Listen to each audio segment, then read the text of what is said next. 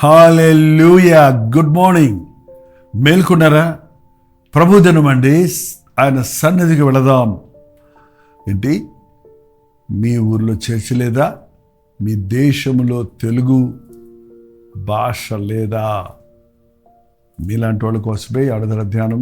అలాగే ప్రభు చిత్తమైతే ప్రతి ఆదివారం చెన్నై చర్చిలో లైవ్ ఇస్తున్నామండి. కానీ చర్చెస్ ఉన్న వాళ్ళు, మీరు ఒక చర్చికి సంబంధించిన వాళ్ళు ఏంటే లైవ్ చూసుకొని ఇంట్లో కూర్చునే వరకు ఉండొద్దు, మీరు మందిరాలకు వెళ్ళండి. మరి మీరున్న దేశాల్లో దరిదాపుల్లో ఎక్కడ చర్చ్ లేదు, అయినా మన భాషలో లేదు, అక్కడున్న కార్యక్రమాలు వేరేలాగా ఉన్నాయి అని కొందరు మీరు వెళ్ళమన్నారు కాబట్టి వెళ్తున్నాను, తీరా వెళ్తే మాకేం అక్కడ దొరకటం లేదని కొందరు చెప్తున్నారు. సో అటువంటి వారిని ఏదో ఆచారంగా వెళ్ళమన్నారు కాబట్టి చర్చికి వెళ్ళండి అని చెప్పడం వల్ల ప్రయోజనం లేదు. మీ చర్చిలో దేవుని సన్నిధి ఉందా, దేవుని వాక్యానుసారమైన మందిరమా అని గమనించండి. మీరు ఆల్రెడీ ఒక సంఘములో బాప్తిసం పొంది రక్షించబడి విశ్వాసులు ఎదుగుతుంటే మీ సంఘం బాగలేదంటానికి వీల్లేదండి. దానికి కారణం మీరే అనాల్సి వస్తుంది. మీ సంఘం గురించి మీరు ప్రార్థిస్తున్నారా? మీరు ప్రార్థిస్తే మీ సంఘంలో ఉన్న కొరతలు దేవుడు తీరుస్తాడు. మనుషులను చూడొద్దు, సంఘాలను చూడొద్దు, ప్రభువుని చూద్దాం. మరి దేవుని మందిరాలకు వెళదాం. ముందుగా ఈ చిన్న క్లుప్త వర్తమానాన్ని ధ్యానిద్దాం. పరిశుద్ధుడా, నీకు వందనములయ్యా. నీ మందిరంలో నువ్వు ఉన్నావని తండ్రి, నా మందిరములో నా సన్నిధి ఉండునని నువ్వు చెప్పిన రీతిని నమ్మి నీ సన్నిధికి రావటానికి, నిన్ను ఆరాధించుకోవడానికి సహాయం చేయి. మరి ఇతర కారణాల వల్ల మందిరాలకు వెళ్ళలేక పడకల మీద ఉన్నవారు, అనారోగ్యంగా ఉన్నవారు, లేవలేని స్థితిలో ఉన్నవారు, ఆయా దేశాలలో ఒంటరిగా ఇతర భాషల వారి మధ్య నివసిస్తున్నవారు, మందిరం లేని కొరతను వారు ఎంతగానో పొందుతుండగా ఆ కొరత తీరునట్లు ఈ ఆన్లైన్ సర్వీస్ ద్వారా వారి ఇంటిలో నీ సన్నిధిని అనుగ్రహించు. నీ మాటను మాకు దయచేయము. ఈరోజు మాతో మాట్లాడమని క్రీస్తు నామములో అడుగుచున్నాను తండ్రి. ఆమేన్. దేవుని స్తోత్రం. మనమే ఆయన మందిరం అని కూడా ప్రభు చెప్పాడు. మన గృహాన్ని కూడా ఆయన ఆలయంగా, ఆయన ప్రార్థనా స్థలంగా మనం మలుచుకోవాలి. మనం దేవాలయానికి వారానికి ఒకసారి వెళ్తున్నాం, లేక 2 సార్లు వెళ్తున్నాం. ఎవరైనా మంచి భక్తులు ఉంటే 3 సార్లు కనీసం వెళ్తారు. మధ్యవారం ప్రార్థనా కూటం, ఉపవాస కూటం, ఆదివారం ఆరాధన. కానీ మిగిలిన రోజులన్నీ మన గృహమే మందిరంగా మారాలి. మన ఇల్లు దేవుని ప్రార్థనా స్థలంగా మారాలి. మీ ఇంటిలో ప్రార్థన ఉందా? మీ ఇంటిలో బలిపీఠం ఉందా? మీ ఇంటిలో భార్యాభర్తలు బిడ్డలు అందరూ కూర్చొని ప్రార్థించుకునే ఒక స్థలం ఉందా? మీ బైబిళ్లకు మీ ఇళ్లలో స్థలం ఉందా? ఎక్కడ ఎలాగా వాటికి ప్రయారిటీ ఇస్తున్నారో చూడండి. దేవుని ఎక్కడైనా సరే మనం విశ్వాసంతో 2-3 ప్రార్థిస్తే అక్కడ ఉంటాడన్నాడు. దేవాలయంలో దేవుని బిడ్డలందరూ కలిసి ప్రార్థించాలని, ఆయన నామంలో స్తుతించాలని, మరి ముఖ్యంగా ఆయన మరణ పునరుద్ధానాలు జ్ఞాపకం చేసుకుంటూ రొట్టెను విరిచి ద్రాక్షరసం పుచ్చుకోవాలని ఆయన ఒక సాదృశ్యంగా మనం చెప్పేలాడు. కాబట్టి మనకేమి 3 ఆచారాలు లేవు, కానీ నన్ను జ్ఞాపకము చేసుకున్నటకు దీన్ని చేయుడి అని ప్రభు చెప్పిన మాటను ప్రకారంగా ఆ రొట్టె ద్రాక్షరసాన్ని మనం సేవిస్తున్నప్పుడు ఎలాగూ ప్రభు మన కొరకు నలగొట్టబడ్డాడు, ఎలాగూ ఆయన మన యొక్క దోషాలు భరించి గాయాలు పొందాడు, తన రక్తాన్ని చిందించాడు అని గుర్తించడానికి, ఆయన పొందిన దెబ్బల ద్వారా మనకు స్వస్థత ఉన్నది, ఆయన చిందించిన రక్తధారలలో మనకు పాప క్షమాపణ ఉన్నదని విశ్వసించడానికి మందిరంలో ప్రభు ఆరాధన, బల్లారాధన అంటారు కొందరు, ఆరాధన క్రమం అంటారు కొందరు, కొందరు ప్రభురాత్రి భోజనం అంటారు, దానికి ఏ పేరు పెట్టుకున్నా. యేసయ్య శిలువ మరణ పునరుద్ధానాలు జ్ఞాపకం చేసుకోవడానికి దాన్ని చేస్తున్నాం. అక్కడ ఆ ఉపకరణాలు ముఖ్యమైనవి కావు, ఆ యొక్క రొట్టె ద్రాక్షరసం ముఖ్యమైనది కాదు. అక్కడ వాటికి మేము ప్రాధాన్యత ఇవ్వటం లేదు. కానీ మన ప్రభువును బట్టి ఆయన జ్ఞాపకం చేసుకుంటూ ఆ భయముతో, ఆ వణుకుతో, ఆ శుద్ధ హృదయముతో ఆ రొట్టె ద్రాక్షరసంలో మనం పాలు పబ్బులు పొందాలి. ఇది ప్రభువు శరీరం అని వివేచింపక దాంట్లో పాలు పబ్బులు పొందేవాడు నష్టపోతాడని బైబిల్లో చూస్తున్నాం. మీలో అనేకులు బలహీనలయ్యారు, కొందరు మరణించారు కూడా. కారణం మీరు అజాగ్రత్తగా, నిర్లక్ష్యంగా, ఏదో కాలక్షేపంగా రొట్టె ద్రాక్షరసంలో పాలు పబ్బులు పొందుతున్నారు. మరి మీరు బాప్తిసం పొందారా? మీరు మందిరాలకు వెళ్ళి రొట్టె ద్రాక్షరసంలో పాలు పబ్బులు పొందుతున్నారా? రొట్టె మీ చేతిలో తీసుకున్నప్పుడు నీ కొరకు విరగొట్టబడిన క్రీస్తు శరీరాన్ని ఆయన పొందిన దెబ్బల ద్వారా నీకున్న స్వస్థతను నీవు నమ్ముతున్నావా, అడుగుతున్నావా, పొందుకుంటున్నావా? ఆ ద్రాక్షరసాన్ని మీరు తీసుకున్నప్పుడు ఎలాగూ ఆ యొక్క గొర్రెపిల్ల రక్తాన్ని ఆ పరికరాల మీద ప్రోక్షించినప్పుడు అవి పరిశుద్ధపరచబడ్డవో, అలాగూ ఎవరి గడపల మీద ఆ రక్తపు గుర్తులు ఉన్నవో ఆ ఇళ్లను మరణదూత దాటిపోయినట్లుగా విశ్వాసం ద్వారా ఇవాళ నా కొరకు చిందించిన యేసుక్రీస్తు రక్తము ద్వారా మనం విమోచించబడి ఉన్నాము, మనం శుద్ధీకరించబడి ఉన్నాము, మనం నూతన స్వభావాన్ని కలుగుతున్నామని నమ్మి ఆ రొట్టె ద్రాక్షరసంలో పాలు పబ్బులు పొందుతున్నారా? మీ మందిరాల్లో దైవ సేవకులు మిమ్మల్ని ఒక్కొక్క విధంగా ఒక్కొక్క సంఘములో రొట్టె ద్రాక్షరసం ఇస్తుంటారు. ఏ అలవాటు ఏది ముఖ్యం కాదు, కానీ గ్రహింపు లేకుండా, విరిగిన హృదయం లేకుండా, శుద్ధ హృదయం లేకుండా, యేసయ్యను జ్ఞాపకం చేసుకోకుండా, యేసు ప్రభు శిలువ మరణాన్ని, త్యాగాన్ని గుర్తు చేసుకోకుండా, ఆయన పునరుద్ధరణని నమ్మకుండా రొట్టె ద్రాక్షరసంలో పాలు పబ్బులు పొందడం వల్ల ఎటువంటి ప్రయోజనం లేదు. చాలామంది ఆచారంగా ఇవాళ బలలో పాలు పబ్బులు పొందుతున్నారు, బాప్తిసం పొందామంటున్నారు. అది ఒక ఆచారంగా నీళ్ళలో మునుగుతున్నారండి. ఆ బాప్తిసం పుచ్చుకోవటమే మత మార్పిడి అని మన దేశంలో అనుకుంటున్నారు. మతాలు మార్చడానికి కాదండి, అదొక సాదృశ్యం. మీ అంతరంగంలో జరిగినటువంటి కార్యాన్ని మీరు పాపిలని గుర్తించి మీ పాపాల కొరకు పశ్చాత్తాపడి యేసుక్రీస్తు రక్తంలో కడగబడి ఆయన బిడ్డగా స్వీకరించబడిన తర్వాత అందరి ముందు నేను ప్రభువునందు విశ్వాసం ఉంచుతున్నాను, అంతవరకు నమ్మకంగా ఉంటానని ఇచ్చిన సాక్ష్యాన్ని బట్టే మీకు పాస్టర్ గారు బాప్తిసం ఇస్తాడు.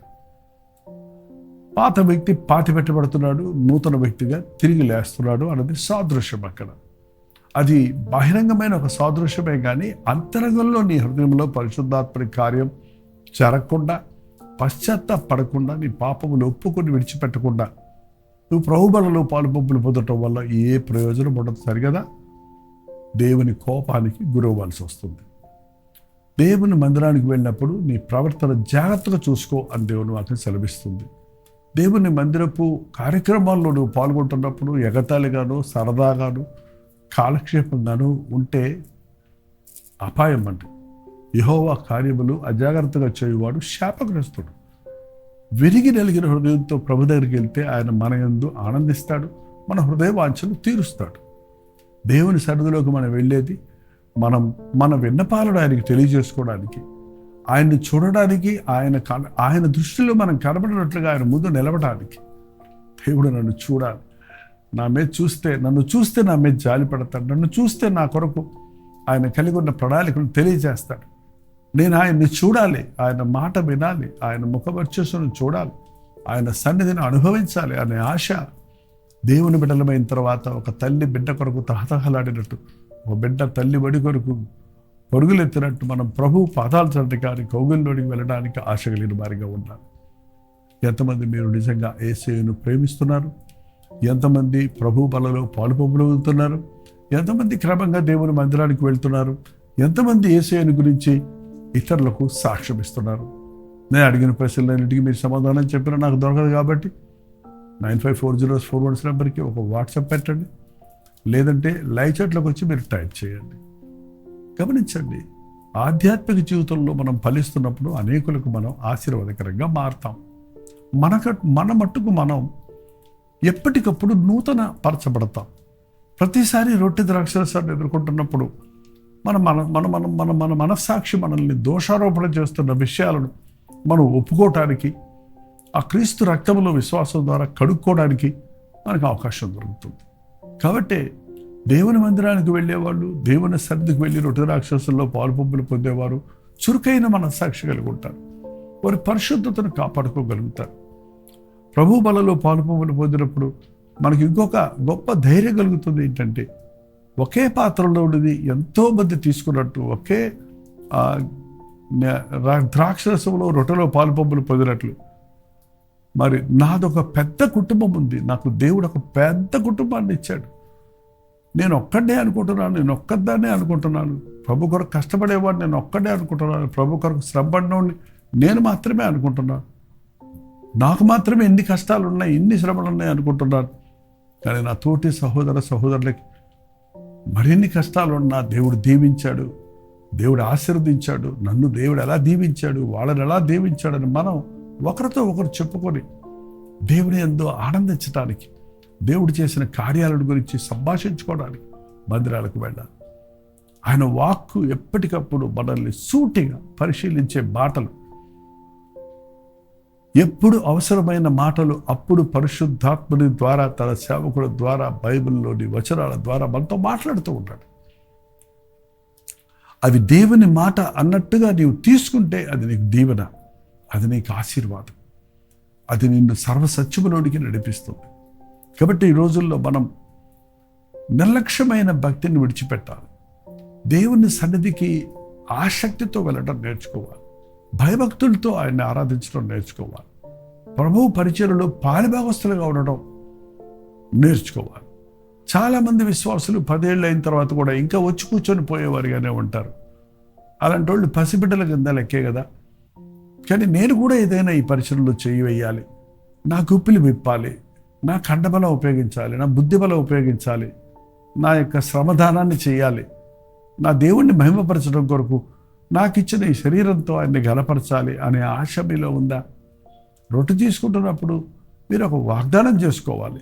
ప్రభువా, ఈ రొట్టె తీసుకుంటున్న నేను నా కొరకు కాక నీ కొరకు బ్రతకని అయ్యా. నా కొరకు ఈ రక్తాన్ని చిందించావు, నా శరీరంలోని ప్రతి రక్తము నీ కొరకు వాడని అయ్యా అని ప్రార్థించుకోవాలి. అప్పుడే మనం దేవుని రాజ్యాన్ని కట్టగలుగుతాం, దేవునికి మహిమ తీసుకురాగలుగుతాం. ఈ రోజున ఎంతమంది క్రైస్తవులు నిలబడే వారి వల్ల దేవుని నామానికి దూషణ వస్తుందో చూడండి. అనవసరమైనటువంటి వాగ్వాదాలతో, కబుర్లతో మనుషులు దేవుని నామానికి సిగ్గు తీసుకొస్తూ చూస్తున్నాం. అనవసరంగా దేవుని నామాన్ని ఎత్తటం చూస్తున్నాం. యెహోవా నామమును వ్యర్థంగా ఉచ్చరించకూడదని ఉందండి. వ్యర్థంగా ఉచ్చరిస్తే దానికి కఠినమైన శిక్ష ఉంటుంది. దేవుని పేరుని ఎత్తక్కర్లేదు, యేసయ్య పేర్లు ఎత్తక్కర్లేదు, క్రైస్తవులు అనే మాట వాడక్కర్లేదండి. ఒక వ్యక్తి సరిలేకపోతే ఆ వ్యక్తిని గురించి మాట్లాడుకోండి కావాలంటే. ఎందుకు మనకి అందరి వ్యక్తుల సంగతి మనకెందుకు? మన సంగతి చూసుకుంటే సరిపోద్ది. ఒకవేళ వాళ్ళు మన సొంత వాళ్ళు అయితే, మన రక్త సంబంధాలు అయితే అది వేరే విషయం. కానీ నీకు తెలియని వాళ్ళ సంగతి నీకెందుకు?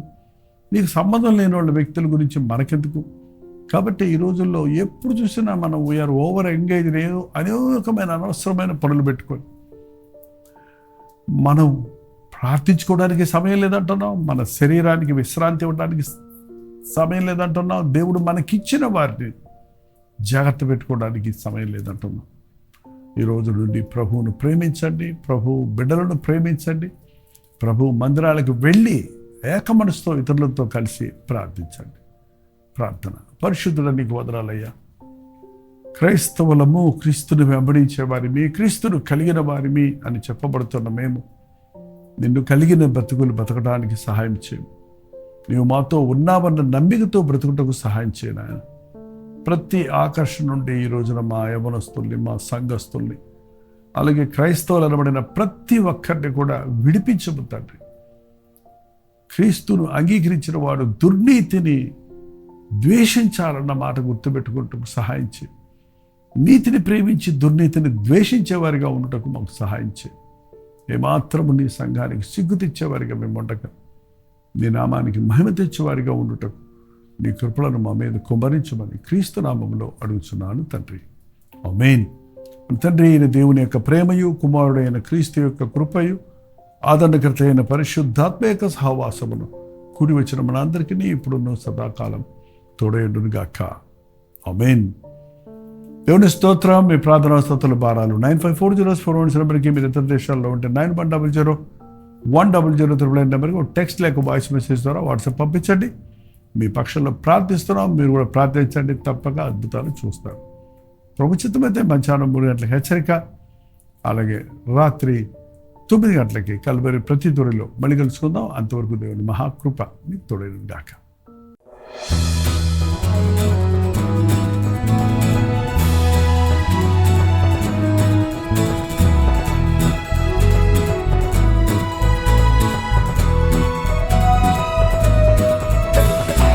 హల్లెలూయా.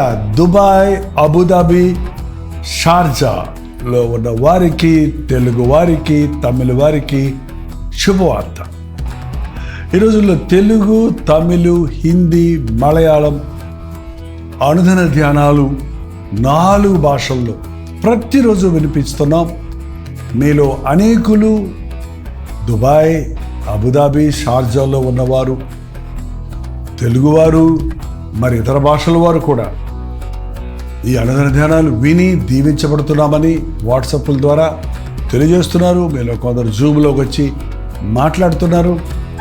మిమ్మల్ని నేరుగా ముఖాముఖిగా చూసి మీ కొరకు ప్రత్యేకంగా ప్రార్థించాలని, మిమ్మల్ని ఆధ్యాత్మికంగా బలపరచాలని దుబాయ్ వస్తున్నాం. ప్రభు చిత్తమైతే అక్టోబర్ 18వ తారీఖు దుబాయ్లో ఒక్క మీటింగ్, 1 డే అనలేము, ఒక గెట్ టుగెదర్ ఏర్పాటు చేస్తున్నాం. రండి, పాల్గొనండి, ఉజ్జీవించబడండి. వ్యక్తిగతంగా మిమ్మల్ని చూడటానికి, ప్రార్థించడానికి అవకాశాన్ని కలుగజేయండి. మీరు ఏ చర్చ్ వారైనా, ఏ డినామినేషన్ వారైనా, సోషల్ మీడియా ద్వారా వాక్యం వింటున్న వారైనా, ఇంతకుముందే మీరు నన్ను ఎరిగిన వారైనా, మేము అందరినీ ప్రేమతో ఆహ్వానిస్తున్నాం. దయచేసి గమనించండి, మిమ్మల్ని ఆధ్యాత్మికంగా బలపరచాలనే ఏక ఉద్దేశంతో మాత్రమే దుబాయ్ వస్తున్నాం. సంఘం పెట్టాలనో, మిమ్మల్ని కలవరపరచాలనో కాదు. కాబట్టి దైవజనులు, పాస్టర్లు మీరందరూ నాకు తెలుసు. మిమ్మల్ని కూడా ప్రేమతో ఆహ్వానిస్తున్నాం. రండి, మనందరం కలిసి మన దేవుని నామాన్ని మహిమపరుద్దాం. ఈ అంచెదినాల్లో ఉన్నాం. ఏక హృదయంతో ప్రార్థించి దేవుని నామాన్ని ఈ దేశాలలో మహిమపరచినట్లుగా ఆయన యుద్ధ నుండి గొప్ప కార్యాల కొరకు ఎదురు చూద్దాం. చిరునామా గమనించండి. Pakistan association hall, street number 11B, Oud Metha road, Bur Dubai, Dubai. ఇంకా విషయమే మీకు వివరాలు కావాలంటే ఈ కింద ఉన్నటువంటి ఫోన్ నెంబర్కి మీరు కాంటాక్ట్ చేయండి, లేదా SMS పెట్టండి, ఈమెయిల్ చేయండి, లేక వాట్సాప్ చేయండి. కనిపెట్టి మళ్ళీ ప్రయత్నించండి. తప్పకుండా మీ ఫోన్ ఎత్తి మీకు అడ్రస్ వివరాలు తెలియజేస్తారు. అలాగే లింక్ పంపించడానికి మీరు సహకరించబడతారు. తప్పకుండా రండి. ఒక్క మీటింగ్ కోసం ఎంతో ప్రయాసపడి మీకోసం ఆధ్యాత్మికంగా మిమ్మల్ని బలపరచడం కోసం ప్రభు చిత్తంలో, ప్రభు ఇచ్చిన ప్రేరేపణ బట్టి చెన్నై నుంచి దుబాయ్ వస్తున్నాం. అక్టోబర్ 18వ తారీఖు సాయంత్రం 5 గంటల నుంచి గ్యాదర్ అవుతున్న ఈ గ్యాదరింగ్లో మొదటి నుంచి చివరి వరకు ఉండి ముఖాముఖిగా మిమ్మల్ని చూడటానికి, ప్రార్థించడానికి అవకాశాన్ని కలుగుతుంది. తప్పక వస్తారు కదా.